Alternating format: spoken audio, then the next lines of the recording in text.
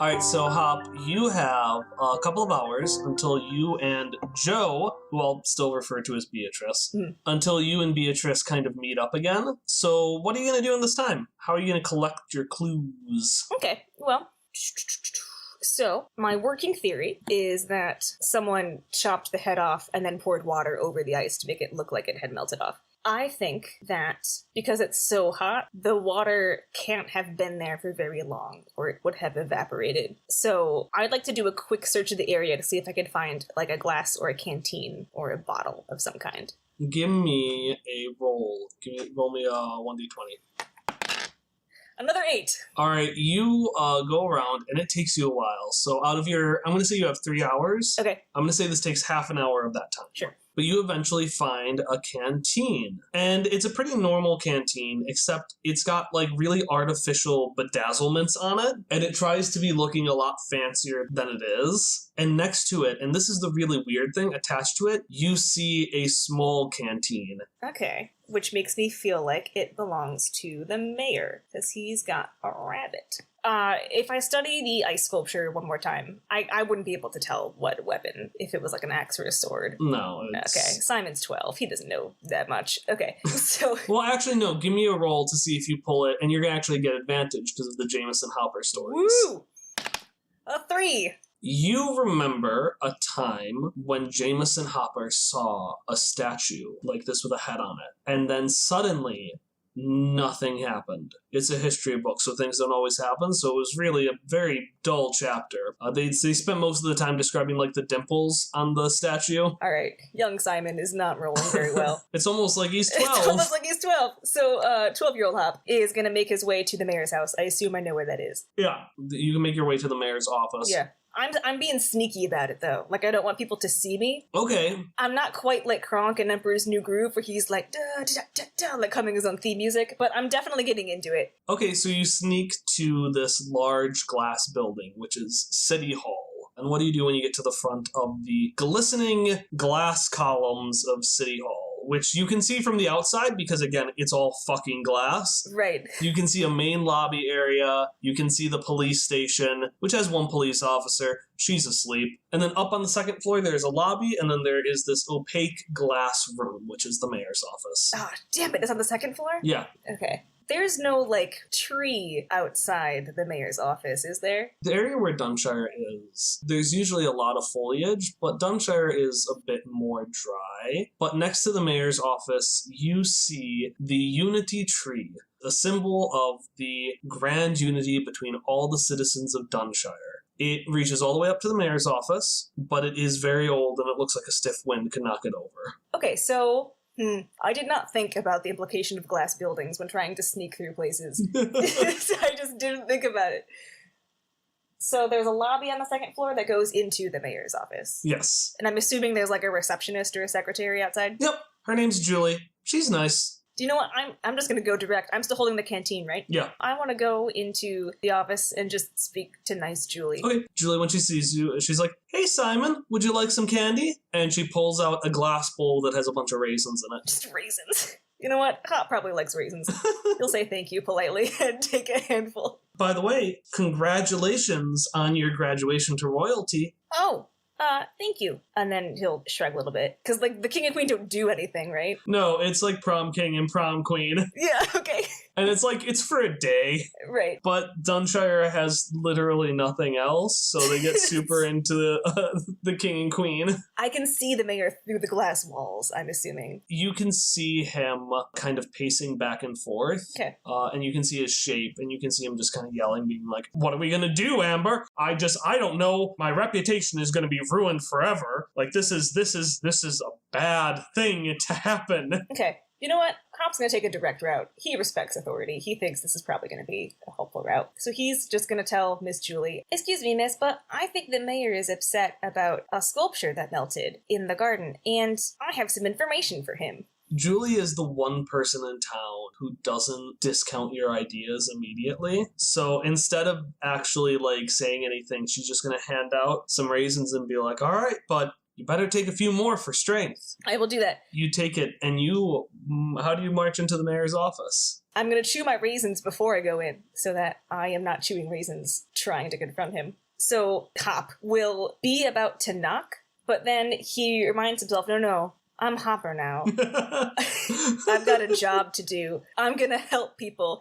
So he will just open the door. He's not going to like kick it down or anything. This is a big deal for him, opening a door without knocking first, though. As you walk in to this somehow he makes glass gaudy. Like, it's already gaudy, but he makes it, like, extravagant, almost like, bedazzled. Yeah, it's super bedazzled. And Amber just turns over, and her nose twitches a little bit, and he stops dead, and he's like, what was that, girl? Oh! Theo, I will solve it. Wait, no, you're the son. And he tries to put on a little kid voice. He's like, what can I do for you today, young boy? Ooh, Hop's not having any of that. Excuse me, sir, but I think you ought to know something about that sculpture in the garden. What? That its head is off? That it's going to ruin my career forever? You just want to rub it in? Who put you up to it? Was it Alvin? No, sir, my dad would never. Well, there's a lot that adults would do that they would say they wouldn't do, young man. You mean like cut the head off of an ice sculpture and pretend it melted? He's gonna like slam the door. We can't speak like that, Simon. All right, this is enough of an issue as is. Don't go blowing it out of proportion. Does he want my crown? My mayoral crown? He kind of eyes this little papier-mâché crown that he made for himself on the corner of his desk. It's like popsicle sticks. Yeah, no, it's all popsicle sticks. And it's like, he can't use Sonati ice, so it's just colored regular ice that's slowly melting. With all due respect, sir, he doesn't even want the Sonati Solstice one. But I do think that the problem might be bigger than you think it is. 'Cause, well, I looked at the sculpture, and I just don't think it melted. No one would cut off a head here in Dunshire.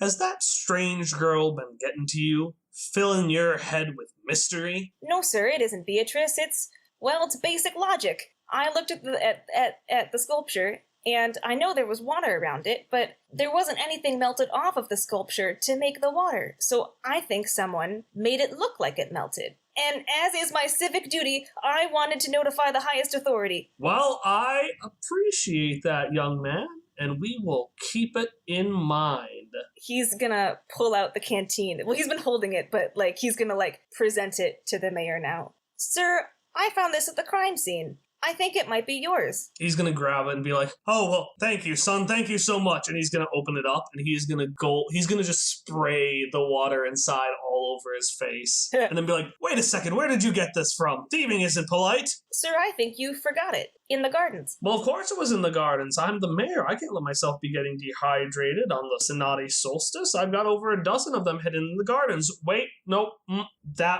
last part wasn't true. That was a trick. Son, you passed. Hop will innocently cock his head a little bit and say, why would you lie about the number of canteens you had in the garden? Because I'm the mayor. I'm good old fun Mayor Barnaby. Just playing a little practical joke, lighten the mood a little bit. At that line, Hop will do his first ever look at the camera at age 12. A very, I don't get it type of thing. Look at the camera. Sir, what are you going to do about the information I just told you? I will use it as best as I can. Don't you worry your little head about it. And he will push up your hat a little bit and ruffle your hair. Now, Mr. Mayor likes having fun, as we learned here today, and I'm sure you'll tell all your friends, but he has some very important business to attend to, so if you please, and he'll, grab you by the back and he'll just start pushing you out the door. As he's pushing me out the door, can I do a quick scan of the room to see if I notice anything that's out of place? Yeah, give me a roll. An 8! I can only roll 3s and 8s! You see nothing but normal business stuff. Also, Fine. remember, you have 2 experience that you can use at any time. Oh my god, I want to use an experience point! No, you have 3 experience, I gave you... I have 3 experience points! I want to use an experience point to be able to look effectively. Can I do that? That would be 2. 2 is an automatic success. Ugh, I want to save them though. There's something cool later. I'll just use the 2 now, because I'll forget and then never get to do anything cool. Alright, so how does this experience help you see what's in the room? Hop this is his first investigation, so he's struck between wanting to, like, respect authority. He doesn't really know if he thinks the mayor did it or not, but as he's trying to think of the best questions, and then he realizes the mayor's pushed him out, he's thinking, oh, crap! Jameson Hopper looks around and investigates things. I should be doing that. Why am I not doing that? So in the adrenaline, as he's being forcibly pushed from the office, he's forcing himself to look around and be observant. All right, so you see a glass board. You see a Venn diagram drawn on it, and on the right side, you see an open packet that says, what to do in case of a cover-up. And on the left, you see what to do in case of a beheading. And you see the Venn diagram, and all that's written in the middle right now is, claim it is not your fault. Well, thank you so much, young man. I will see you tomorrow. And he slams the door, and he starts pacing to himself. He's like, now I have an even bigger cover-up to take care of. And Julie just looks at you and says, he's doing that thing again. Do you need some more raisins? Hopper just nods. It was riveting for him. She gives you as many raisins as you want. I want 2 handfuls this time. All right. So that's about 45 minutes. That's gone overall. So that additional 45. Yeah. So you've got about an hour and 45 minutes left. So the thing about the mayor is that I get the impression, and I would know this, but from living in this town, that the mayor is probably not that good at being a mayor. No. No. He just doesn't seem competent enough to Hop at this point to have pulled this off. A nickname for Julie that's said behind Mayor Barnaby's back is she is often called Mayor Julie. Fantastic. I love it. And Julie gives me raisins, so she's not even a suspect. I'm going to go to Joan's house now, because as a player, I just really want to see Joan. So next to your house, you see this very systematically put together lawn. You can tell that they've merged Theo's kind of practicalness and ability to nurture with Dad Alvin's more creative outlets. So there's a lot of grass sculptures that raise super high, then Alvin has kind of cut them out into nice shapes. Alternatively, there is Joan's garden, which is basically haggard and there are dead plants everywhere. She claims to import the finest and most exotic, and she says that in the most infuriating way, foliage from all across the Ninth World. Your fathers have placed bets on how long it would last. The longest a piece of foliage lasted was a week. Or as Dad Theo will say with glee, because he was the one who won that, 1 week, 2 days, 3 hours, and 45 minutes. Most houses have at least a little bit of hidden about them, a little bit of opaque things for bedrooms and bathrooms and houses. Joan, well, she has nothing to hide. So her entire house is basically see-through. So as you come in, she is lounging on her couch reading. She's on the couch reading a magazine that she's cobbled together herself from different magazines. God, why? That's so much work. Okay, so Hop's a little more confident now, but going into the door of a public official's office is a little bit different than just barging into someone's home. So he will ring the doorbell in this case. Sup, Joan? It's me, Hop. I'm 12.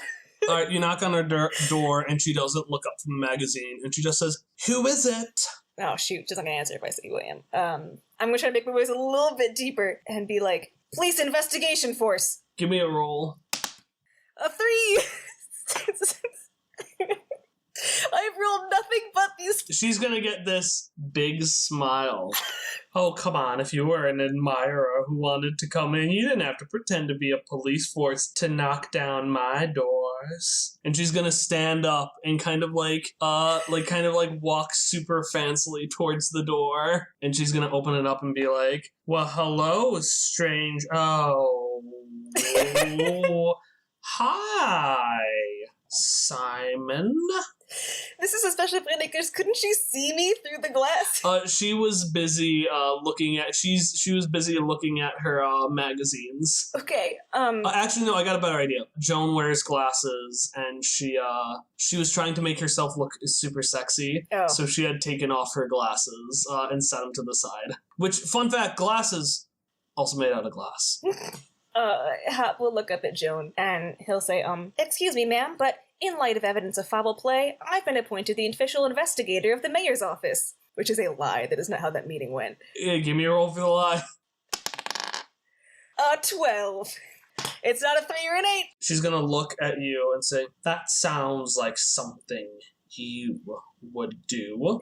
Well, I suppose I have to let you into my house, but I'm not going to offer you anything. And she goes and she sits down on her glass couch, and she just kind of lets the door slam behind her. She doesn't, like, open it for you, and she sits down and puts on her glasses. What do you do? Okay, so my jumper jeans have pockets. I didn't specify this, but can I say I have, like, a little Blue's Clues notepad in there somewhere? Oh, absolutely. I'm assuming you've been jotting down everything. Yes, I have been. So I'm gonna pull out my little Blue's Clues thing and look very officious, ready to take notes. I am not sitting because I have not been invited to sit down, and Hop But maybe... you did walk in. I did walk in, yeah, but I'm just standing in the living room with her. I would have followed her to wherever she went. Okay. Ma'am, you were present when the beheaded ice sculpture of my dad, King Theo, was discovered, but there is evidence of foul play. It looks like the ice did not, in fact, melt. I don't see how that's foul play. Isn't foul play meant to be something bad?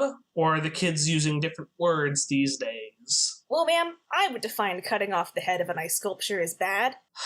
Continue, and will you please sit down? You're making me horribly uncomfortable. The only chair has just a bunch of, like, the magazines used to make the magazines are just scattered over it, as well as some random food. She is living the bachelor life.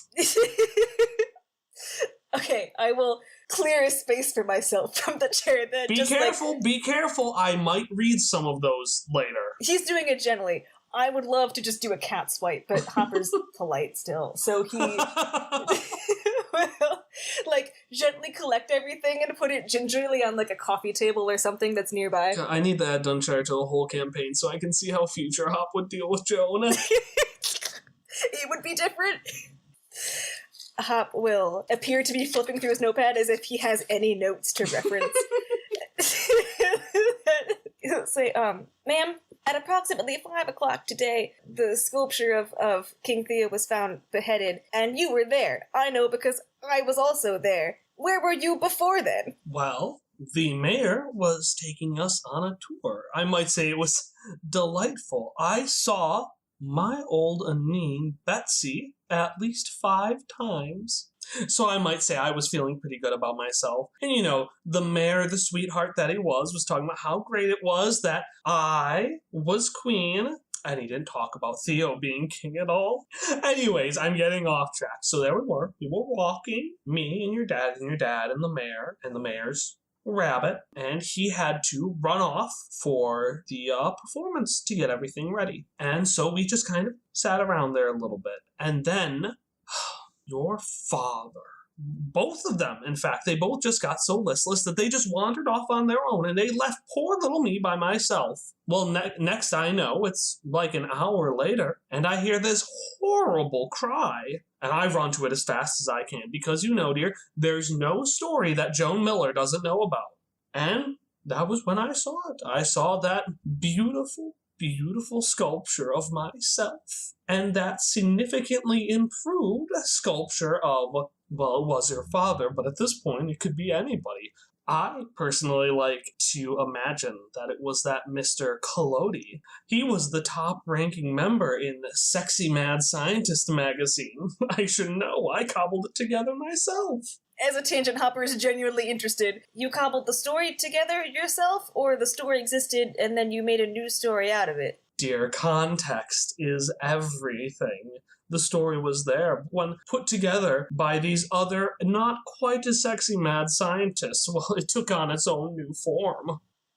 Okay. I agree, ma'am. Context is everything. And some people would say that this particular context is kind of suspicious, because everyone knows that you kind of hate my dad, and you didn't want to be queen with him. And it is mighty suspicious. Some people would say that my dad's statue was beheaded and yours was not. Oh, dear. Oh, did you think I did? No, ma'am, some people.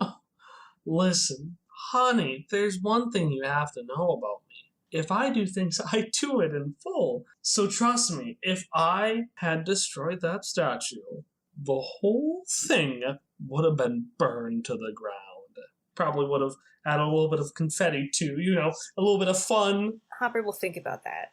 He's gonna dig in a little bit and kind of look at the stack of the magazines that she cobbles together for her own reading. You're right, ma'am. I suppose some people didn't consider that some people lack all subtlety. Well, thank you, dear. You're too kind. It's as we say in the Miller household, if you don't do something big enough that everyone can see, what's the point of doing it at all? Wow. I thought that was a major insult, and she was going to be mad. This is fine. Hop will ignore that, and he'll say, ma'am, did you see anything suspicious during your tour of the gardens this morning? Well, you're going to have to be more specific. I mean, I saw so many horrible things in that garden. I don't know what the person was doing putting the anines next to the seskies. Everybody knows seskies are natural predators of anines. If this were a real garden, those things would have been torn to shreds. So there definitely was a murder for arrangement. Can Hopper kind of think back to the arrangement of the gardens and think whether the arrangement was legitimately different than it has been in past years? Like, if the seskies are normally not next to the anines? Yeah, they normally aren't together. And something weird you also notice is that Joan's collaging of magazines has gotten a bit more more lately. Okay. Like, usually she reserves it for big things, right? Like, she had Missing Princess Monthly a couple of weeks ago. There are that many. With a big cover story about Anastasia Brackleberry, the missing princess to the Anquin Empire. So usually it's big things like that. So the fact that she's assembling a sexy mad scientist monthly is a bit weird to you because Joan doesn't care about that kind of stuff. Okay. And something you remember is that normally during this time, Joan has always talked about how she has assembled the gardens herself and she has put everything in order. And she was the big decorator. Did she this year? She hasn't talked about it this year. She's gotten more into making her magazines than usual. Okay, so in that case, Hop will say, well, ma'am, that does sound very disorganized, but aren't you normally the one who arranges the gardens? And she looks as if you stabbed her in the heart. God. I did not come here to be assaulted, young man. Well, this is your house. I came here. Yes. Okay? Yes, I was supposed to make the gardens, but I didn't. Who did? She's gonna have a big sigh. It's not a woman's business to get between her mortal enemies and their son. Even I wouldn't do that. What are you saying? What I'm saying is that your father, Theo, became king because Alvin had agreed to decorate the gardens this year for the mayor. Apparently, there was something about creative differences and me trying to poison the mayor's rabbit, and I would never do that. She's got nothing on me. Can Hopper kind of like turn around and look again at the differences between her yard and our yard? Just taking it all in, like, yeah, Alvin is the objective better choice. Yeah, the garden was objectively better than it was every other year. Yes! Like, you're 12, but even you notice that. Okay, on that note, Hopper will say, so you had a lot more free time on your hands this year. I wouldn't call myself free. I've been doing my best work of every single year. Please, would you like to see some more of my magazines? We don't just have sexy mad scientists. We have sexy world conquerors, sexy world enders. We even have every known Amber Pope, rated, of course, by sexiness. No, thank you, ma'am. That will be all. Thank you for your time. At that, Hopper will just close his notepad and put it back in his shirt, in his jumper jeans pocket, and then he's going to let himself out. Ta-ta! All right, you've got about 45 minutes to an hour left, so what are you going to do? Okay. You probably have time for, I'd say, one more stop. So now knowing that Alvin apparently agreed to decorate the gardens in return for Theo being king, though I don't know how true that is, because it was Joan. Hop's just gonna go next door and confront his dad. Yeah, you walk in the door and... this is my home, so I can do that. Yeah, and your dads are just sitting there. They're playing like a ninth world version of kind of like a checkers chess. Chessers? Yeah, they're playing chessers while Alvin is reading the newspaper and Theo is reading one of his novels that you are not allowed to read, but has very buff men on the cover. So, yeah, Hop's just gonna walk in and stop in the doorway, and he is currently deciding whether to bring it up in front of both of them or ask Alvin. I genuinely don't know which is the best approach. You know what, I'm gonna just ask both of them because I want to keep Alvin accountable Hop's gonna go in, and he's not gonna take out his notepad this time. Hey, Dad, did you decorate the gardens this year? Alvin is going to look at you a little surprised and be like, what? Why are you asking, Simon? And Dad Theo is going to just look down from his book and kind of like, you can just see his eyes come out from over the book. Are we still on about that? Yeah, I mean, I don't see why that matters, Simon. Well, I guess it's just weird you didn't tell me. Theo's gonna look at, you're gonna see his eyes just shift over to Dad Alvin, and he's gonna say, wait, is the kid actually right? Huh, no wonder they look good this year. And he's just gonna go and the book is gonna rise back up above his eyes, and Dad Alvin is gonna blush a little bit at that compliment, and he's gonna look over to you. Yeah, I decorated it, but I didn't wanna make a big deal of it.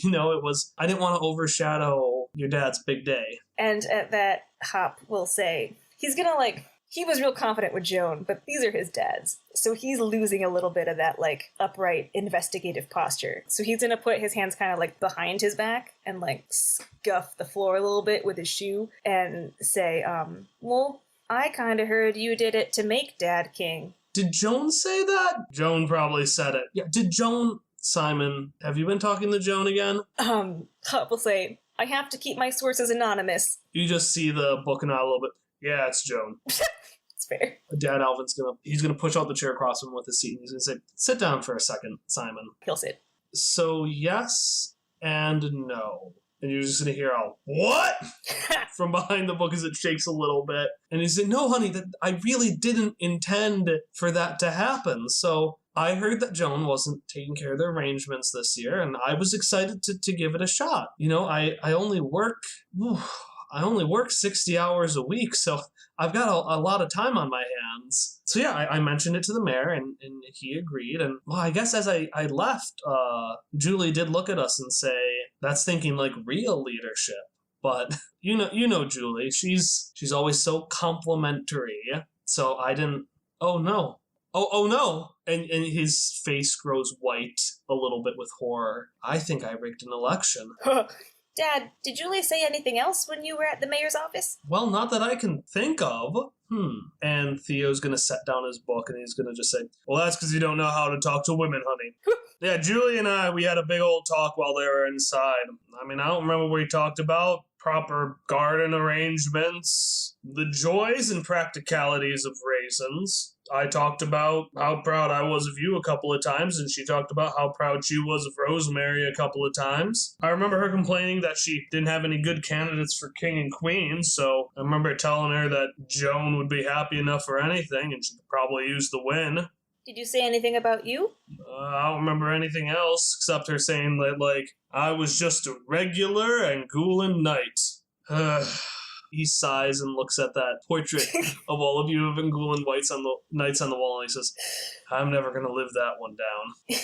So then Hopper is going to say, he's going to straighten up a little bit because A, he's about to present investigative info and he's trying to get that mindset back. And B, Daddy just said he was proud of him and had talked about that to Julie. So he's going to straighten up a little bit, take out his notepad to look more officious, and then say, well, the thing is that I don't think that sculpture melted, and I've been trying to figure out who would intentionally destroy it. A couple of tears just go down Alvin's cheeks. And a couple of tears go down Dad Theo's cheeks as well. He says, I knew I was proud of you, son. We've been talking about that all afternoon. What? Nobody knows Sonati better than your dad, Simon. Nothing, and I mean nothing, melts Sonati. You can solder it together with fire, but actually melting it? Not even a nano could do something like that. We've been racking our brains all evening. Do you want to share what you've learned? Hopper will nod, and he'll say, well, it's like you said, Sonati ice doesn't melt, and there wasn't any ice missing off of the sculpture to have made the water that was on the ground, so I think the water came from somewhere else. But what I can't figure out is who stands to benefit from destroying the statue, because ultimately, Joan. It doesn't really mean anything. They both look at each other and say Joan and look back at you. Yeah, but... And he's gonna flip back to the page where he took notes during Joan's interview. When I was talking with her, she said that if she had done it, she would have burned the whole thing to the ground, which is impossible to do with Sonati ice, but I get the metaphor. They look at each other again and they say in a more knowing voice, Joan. And, well, Joan said that she spent all morning touring the gardens with the mayor, and she complained that it didn't look as good as it usually did because there were seskies next to Anines, and that's when I thought the arrangements were different this year. And I asked her if she did the arrangements, and she got all sad. She's made a lot of magazines, Dad, like a lot of magazines, just so many magazines that she cuts out herself, and I think she was really sad that she didn't do it this year, but it's fine. It did look much better, Dad. I thought so, at least. But then I thought, was it arranged to cover up an ice statue murder? They're gonna sit there and they're gonna think for a moment. So you think I was beheaded, son? Hopper will nod. Well, if you think that's the case, then I think finding the culprit is pretty easy. Just gotta find my head. And as he says that, you see the sun slowly set, and one last strand of light go onto that timepiece in the middle of the table. And you realize your 3 hours are up, and it is time to meet with Beatrice.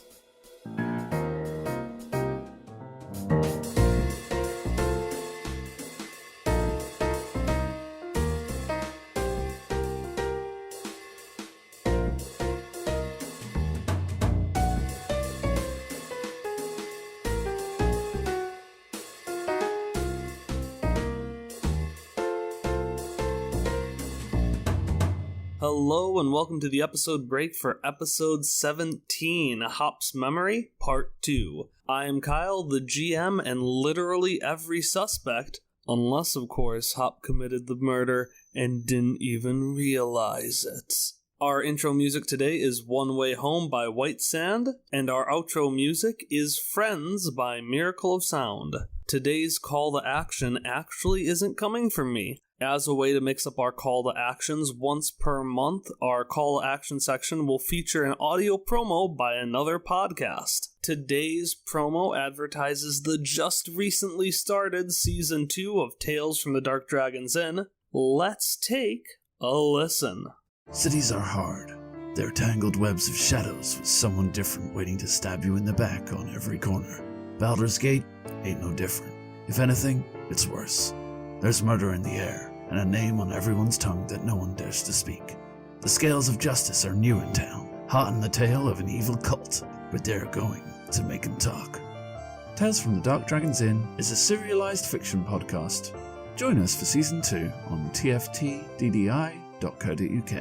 Yeah, so if that caught your fancy, absolutely check them out. Today's episode was released pretty late on schedule, not only day-wise, but also time-wise. It is 1:04 a.m., hence my very subdued mood. So our next episode will release seemingly a little early. That's right, we will see you for the continuation of our main story on Monday, June 25th.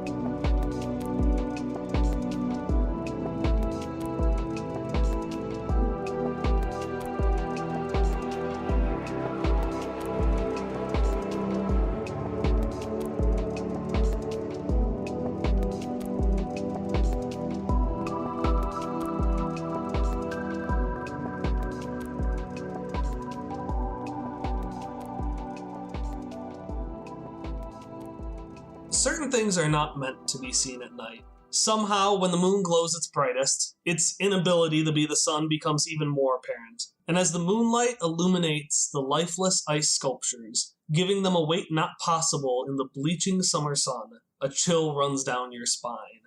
It's quiet. So fucking quiet. And in fact, it's so quiet that you jump about 10 feet as a playful voice says, "Well, Hopper, it's been a long time. 3 hours, in fact." Hopper does not jump at the voice, and he is stupid proud that he didn't. And he's got his old notepad out. He's very proud of his investigative work. And he'll say, "So we meet again, Joe." "Yes, we do. We do.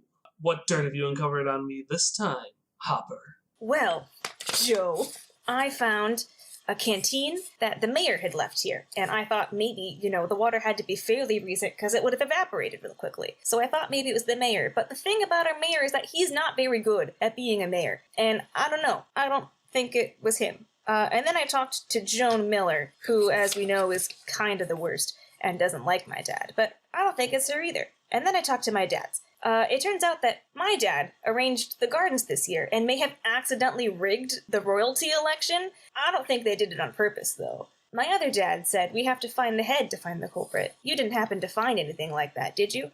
One-Eyed Joe starts slowly walking up to you, her hands behind her back. Well, Hopper, you've been busy. And you're right, I did find something. With that, her hand suddenly whips out, and in front of your face, you see 2 sticks of flavored popsicle ice. I found these in the mayor's office. I figured they'd be helpful while we were staking out tonight. Which flavor do you like more? You were in the mayor's office too? Well, of course, dude. He's only the most obvious suspect. I don't know. Hopper will take, did you say they were red and blue? Yeah. He'll take the blue one and then be like eating a sucker. We'll go, well, I don't know, because, this kind of ruins the solstice. It doesn't make him king just because my dad's sculpture is destroyed. So I'm thinking it had to be a petty reason, which led me to Joan. But she's made a lot of magazine collages, and honestly, to have made that many magazine collages, I don't know that she would have had the time to destroy a statue. Simon Hopper Simon, you clever Sesky. What did I say? No, I'm just super impressed, dude, that's all. My whole plan was to just sit here and wait till the person comes and tries to melt the rest of the statue. Oh. Well, that's a real good plan, too. What did you do this afternoon? Flavored ice, dude. I had to figure out what the best one was. That was it? She's gonna walk over and she's gonna sit down, kind of hidden behind some needs, and she's gonna pat the ground. Oh yeah, I checked out a couple of things too, but I mostly found out the same kind of stuff you did. Does that mean you talked to the same people that I did? Well, no villain goes around talking to people. I was sneaking. Oh, where'd you sneak to? The mayor's office in Jones. We just talked about that. For being so bright, she kind of, taps you on the head a little bit. You aren't always perceptive.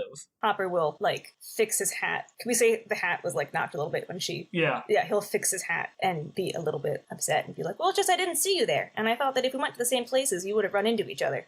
She shrugs her shoulders a little bit, and she just says, well, I guess that just means I have a little bit left to teach you, Simon Hopper Simon. And do you mind if we flash forward a little bit? Yeah, let's do it. All right, so we're going to flash forward a little bit. And I'm going to give you the opportunity to just kind of shoot the shit with Beatrice a little bit. Okay. So you've been sitting there, you've eaten. Turns out she has gotten dozens of these things. God.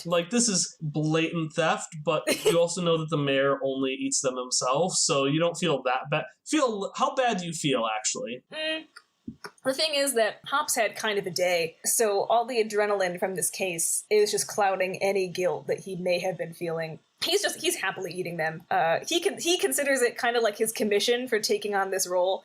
He's doing the mayor a favor by finding out who did it. So, yeah, these popsicles are his earned right, even if they did kind of steal them. So you're sitting here eating these popsicles, and eventually Beatrice pipes up. So, Simon Hopper Simon, what are you going to do once you leave this town? Hopper will shrug and say, I don't know. I mean, my dad's really good at, design and at woodworking and ice sculpting and that kind of stuff, but I don't know that I'm really good at anything, so I don't know what I'm going to do.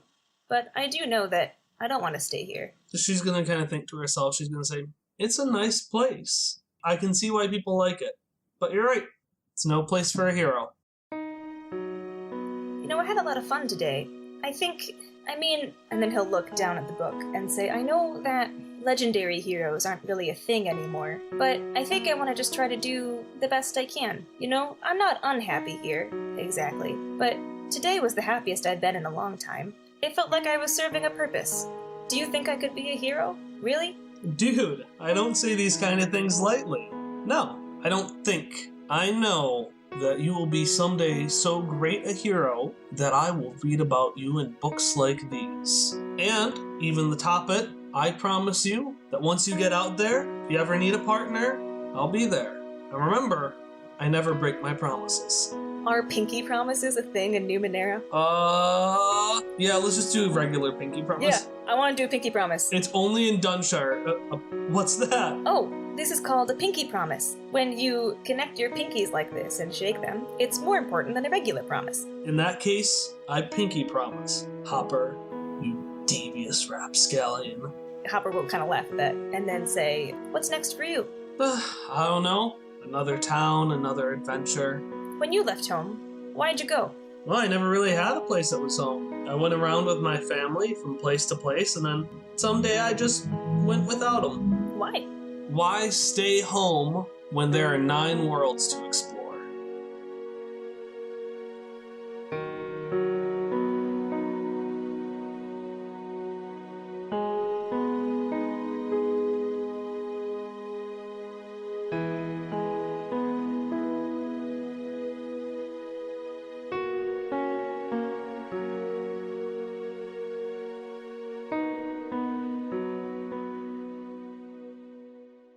Well, thanks for coming to Dunshire. Of all the places you chose, it's not very exciting. And, it's kind of strict. But I really enjoyed having you here. And that's when you hear it.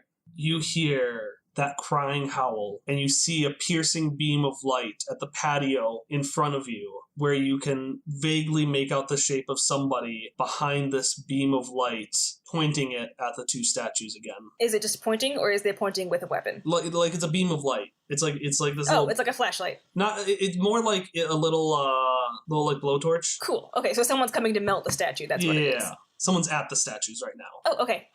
So we're crouched down, but we've been there for a while, so we've probably lightened up on our stealth. I'm gonna reassume like a crouch and then try to peer on the side to see who it is. You take a look, and in the darkness you still can't tell. Okay. We're behind like a shrub, or did you say we're behind other statues? You're behind, I think I said Sesky statues. You're behind some sort of statue. Okay, can I creep, like, behind the statues to get closer to where the person is? Yeah, they seem very focused, so you don't even have to roll. You're just slowly creeping around, and you're pretty close now. You can't quite make out their face, but you are within immediate range. Can I look back at Beatrice and try to motion to her, like, do you know who it is? Because I'm going to shrug my shoulders a little bit, like, no clue. You go to motion to her and do that, and she's not there. And then she suddenly pops up right next to you and says, "All right, so who is that?" I don't know. I can't really see. Oh, could I throw one of the now empty popsicle sticks, kind of like to the side so that the person would have to turn their face towards me? Okay, you throw a popsicle stick and give me a roll to see if they hear it. 6. No, 9. 9? Yeah. You throw it to the ground, and it's really tough to hear over this piercing wail. Because it's a popsicle stick. But it stops for a second, and the person turns over, and you can see their face illuminated in the moonlight. Who do you think you see? Honestly, my theory this whole time has been Beatrice. I thought that was how you were going to hurt me. But she's right next to me. I don't think it's the mayor. Because what to do in case of a beheading is like, why would you make that if you were the one... You would have been prepared for a beheading if you were the one doing the beheading. Okay. So he would not have needed that. Joan, I am uncertain on. She has the strongest motive, which is just pure spite. But it seems like she would not have gone for, like, the blunt axe type deal. Okay. So I think it's... In the moonlight, you throw the stick to the ground, and you see this figure cradling a head in their left hand. And as they turn over, you see, holding his own head, Dad Theo. I got it right!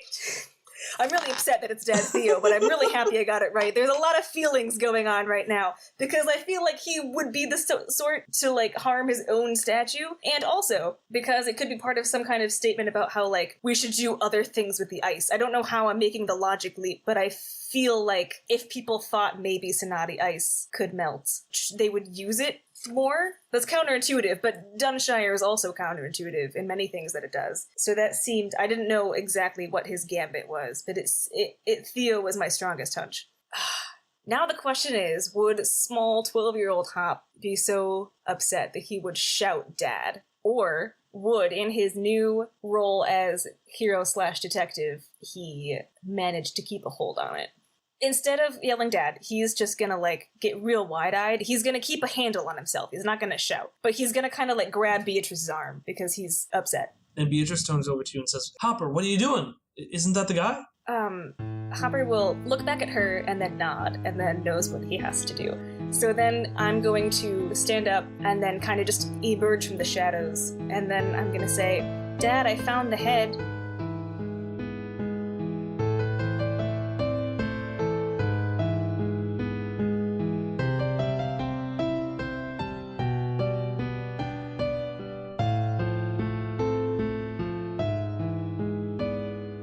So some things happened in that. Pretty quickly, the mayor came, and you found out that Beatrice was... she says she didn't want to ruin the surprise, but what she had actually been spending most of her time after you left talking to Mayor Barnaby and convincing him that catching the criminal would be in his best interest. So that's how she actually got all those popsicle sticks. Oh, so they weren't stolen. So she basically had him on standby for whenever they found the criminal. So he found and he got Theo, and Theo seemed to want to fight for a little bit, but seeing kind of how crushed you looked, Very. kind of let himself get taken. He didn't want to make a bigger scene of it than it was. Okay, so he was straight up been arrested, right? With Dunshire, it's less that he's been arrested, more that he's been put on a slap on the wrist. Okay. And he's been given what the mayor considers the biggest penalty of all, which is that he is not allowed at the festival. Oh no, poor Theo.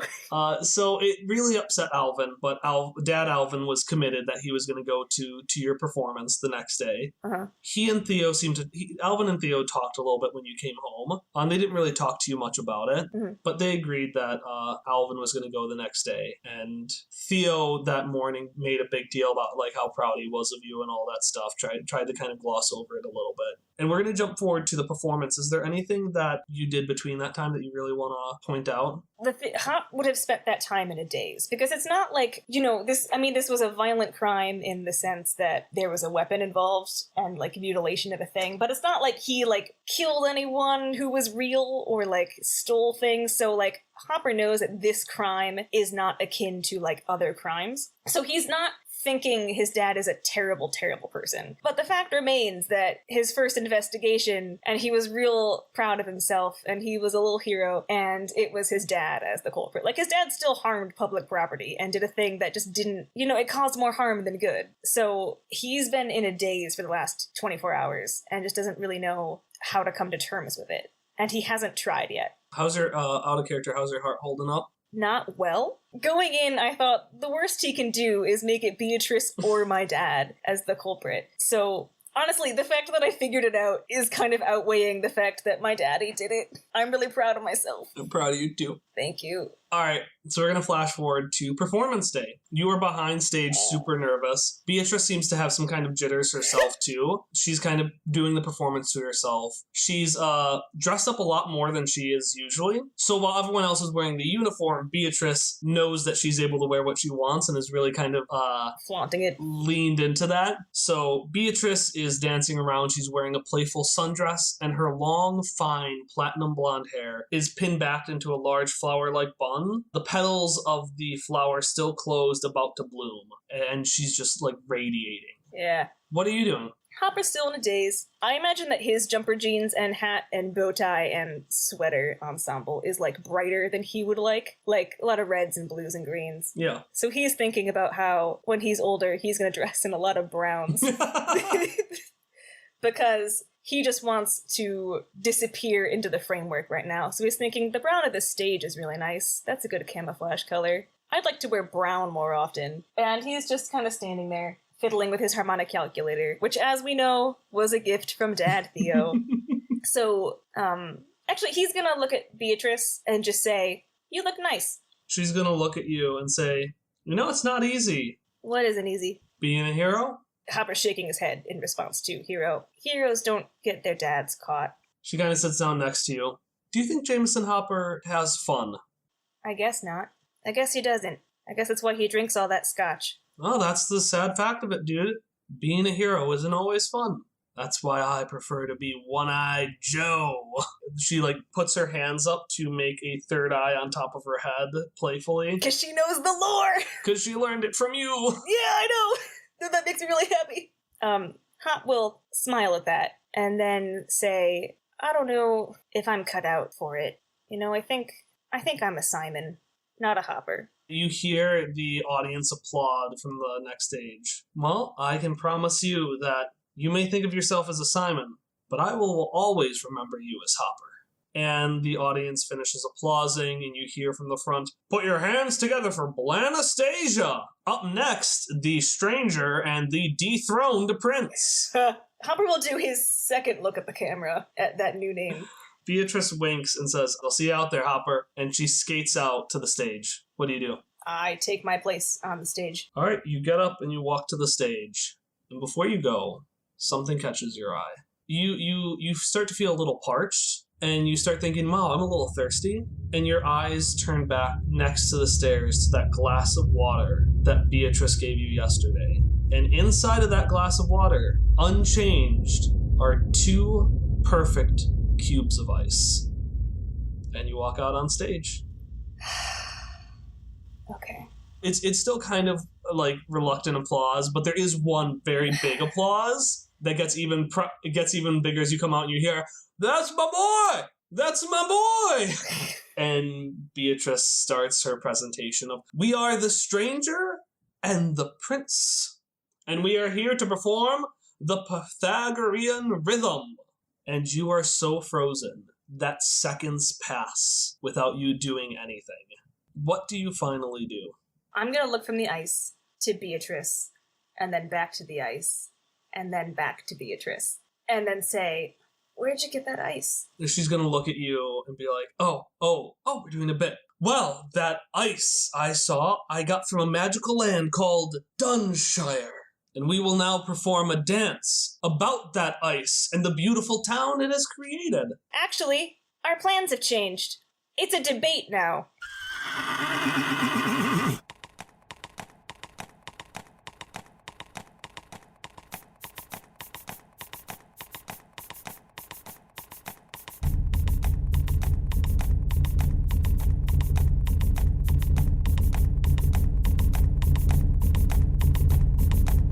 I know you all know what my dad did last night, but he didn't do it. You hear a single, "Boo! Get off the stage!"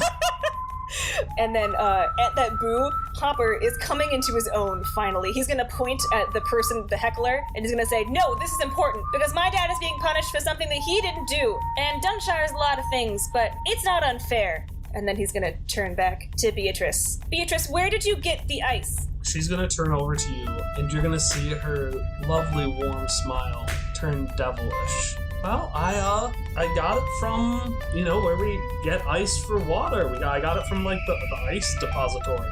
This ice hasn't melted, Beatrice. You know what I'm asking. "So what? How do we know that the boy of the criminal didn't just put it in himself?" Because this glass has been here since yesterday, and I wasn't the son of a criminal yesterday.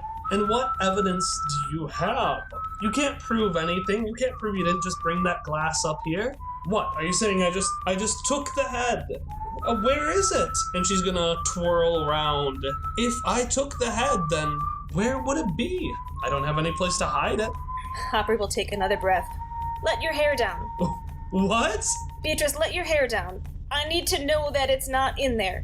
Her smile turns from a smirk to a full-on grin. She peels open the petals of her hair, and with a thud, the ice head falls onto the ground. Hopper will look from the head back to Beatrice. And then I'm assuming there's some of a commotion, like, "Oh my god, it was in there." So he's gonna say this, so only Beatrice can hear. And he's gonna say, "See you soon, Joe," and then walk off the stage.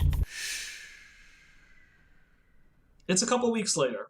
The town rallied against Beatrice, but it turns out that she had one last chunk of Sonati ice that she had disconnected from the head, and she had slipped it into her rollerblades. And after tapping them 3 times, the ice had enveloped her body. And of course, the townsfolk were horrified because someone had just frozen themselves alive. But when they had broken it open, nobody had been inside. Okay. And the statue had actually ended up reforming itself. So what did they end up doing with the statue that just seemed to keep reforming itself? They probably kept it as reasons to beware of outsiders because they're terrible. Yep, they put it in the front of the town square. They put it in front of the statue.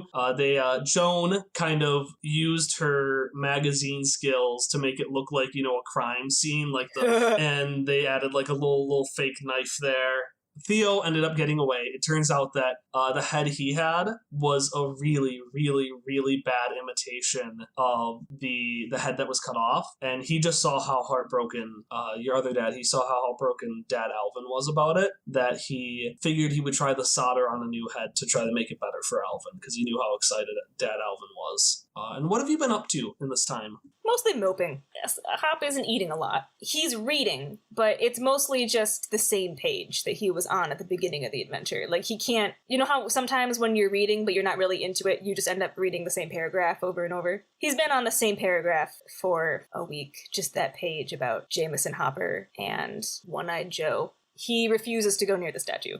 So we flash forward a few weeks later. You're back in your room, reading that page again. And suddenly, with a start, you see Beatrice's shape in your doorway. No. You see that it's the statue. No, don't bring it in here. And it sits there for a moment before slowly crinkling apart and shattering. And from inside it, a small letter floats to the ground.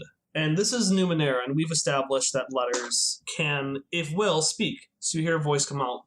Dearest Hopper, it is a pleasure to make acquaintance with you again. I'm sorry I had to leave so... Oh, I'm so sorry. I forgot. You already know my secret. I don't have to do that silly voice anymore. I mean, oh, hello, sir. Yes, sir. Who speaks like that? Anyways, Hopper, I must say it was awful fun to catch up with you in Dunshire. That was the most fun I have ever had in a town. It was so invigorating. Anyways, I just wanted to send this note to let you know I've been thinking about you a lot lately, and I think we should get together and talk soon. But of course, if we do that, I need to have another name. I mean, Beatrice, who wants to hold on to that BS for long? I think I figured out the perfect name. I've had a whole lot, but this is my favorite. So the next time we see each other, and trust me, I promise, we will see each other again, you can call me Lorraine.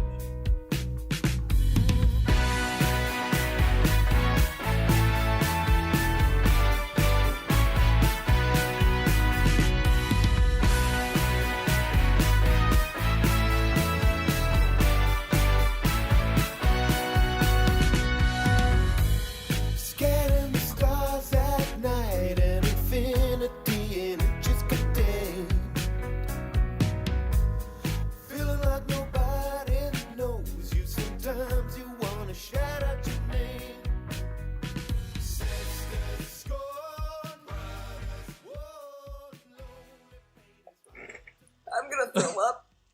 All right, can we stop the recording? Was that a good enough note? That was a really good note.